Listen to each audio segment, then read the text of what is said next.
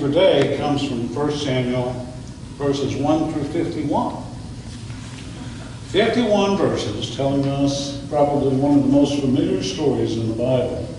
That's the story of David and Goliath. It's a story of a shepherd's bravery and trust in God. It's a story about a young man being prepared. Envision in your mind two mountains with a large valley running between them. On one mountain you have the Israelites, and on the other you have the Philistines, both coming for battle. While the Israelites and Philistines were sizing each other up, the champion warrior came out of the Philistine camp. His name, Goliath, whose height was 6 cubits and a span. That's 9.5 feet tall.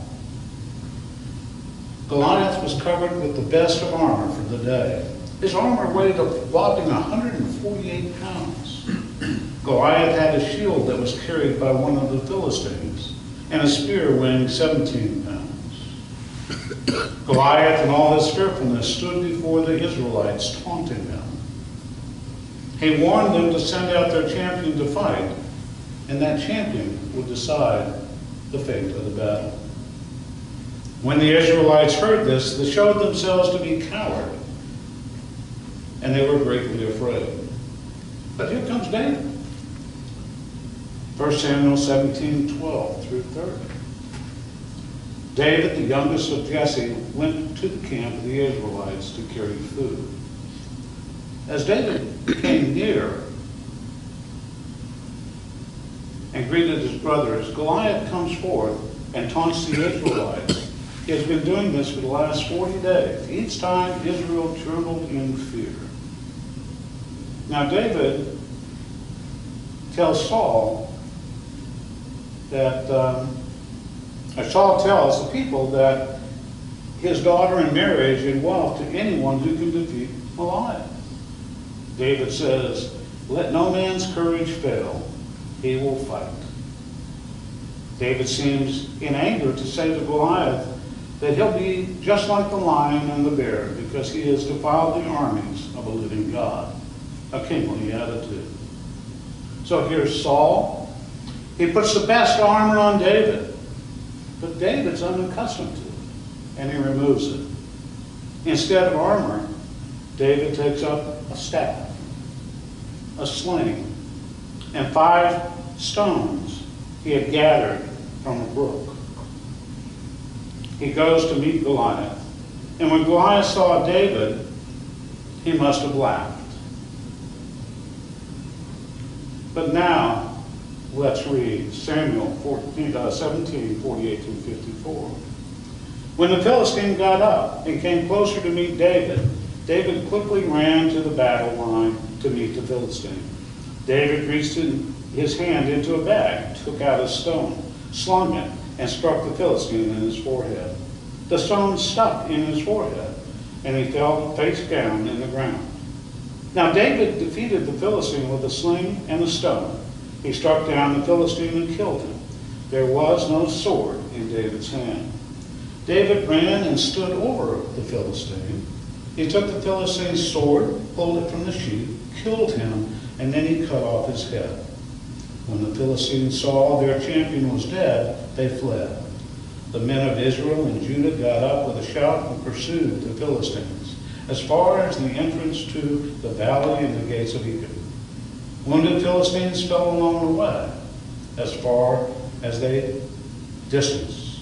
The Israelites returned from pursuing the Philistines and plundered their camp. David took the Philistine's head and brought it to Jerusalem, but he put Goliath's weapons in his tent. David was victorious.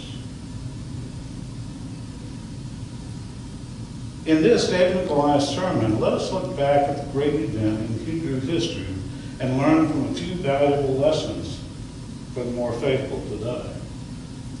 David fought for the Lord. David told Saul, "Let no man's courage fail because of him. Your servant will go fight this Philistine." David had seen how all of Israel was afraid to confront Goliath. David knew it was up to him. Goliath had defiled the armies of God and needed to be taken down. Notice that David ran to the fight. All fighting for the Lord was not always done in a physical battle. There are so many great men and women in the Bible who are willing to fight for the Lord. Noah fought for the Lord even though he and his family were the only righteous ones left on earth. Abraham was willing to do whatever the Lord required of him without question. Joseph stood his ground for the Lord. Joseph said, "How can I get the witness and sin against God?" Elijah fought for the Lord to the point that Ahab and Jezebel wanted to kill him. John the Baptizer literally lost his head in fighting for truth and morality. Peter and John in Acts 4 and 5 fought for the Lord even though they had been warned not to. Paul fought for the Lord to the point that he was stoned and left for dead. We need to fight for the Lord just like these great men of the past have done. Jude 3 reads, "Dear friends, although I was eager to write to you about the salvation we share, I found it necessary to write to you and urge you to continue your vigorous defense of the faith that was passed down to the saints once and for all." Fight the good fight, faith. Fight the good fight with faith. 2 Timothy 4, 7 through 8 reads, "I have fought the good fight. I have completed the race. I have kept the faith.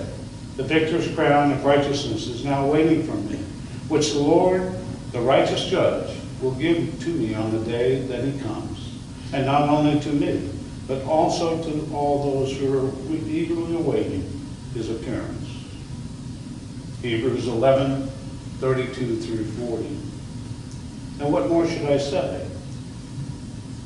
For time would fill me and tell me about Gideon, Barak, Samson, David, Samuel, and the other prophets. Through faith they conquered kingdoms, administered justice, received promises out of the mouths of lions.